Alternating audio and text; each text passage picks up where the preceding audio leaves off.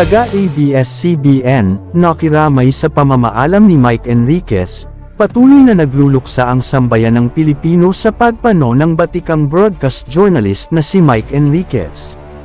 Matatanda ang kinumpirma ni Mel Tiangco ang balitang ito sa 24 Oras ng GMA7 nitong ika-29 ng Agosto.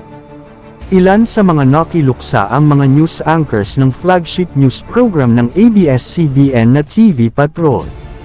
Matapos ang isang bahagi ng balitang inihatid ng TV Patrol sa mga kapamilya na nanunood sa programa tungkol sa pamamaalam ni Mike, tumahimik ang paligid at sa kapamaling ang kamera kay Kabayan Noli na nagpaabot ng pakikiramay sa ngalan ng bumubuo ng programa pati na ng ABS-CBN. Nakikiramay po ang TV Patrol at ABS-CBN sa pamilya ni Mike Enriquez, saad ni Kabayan.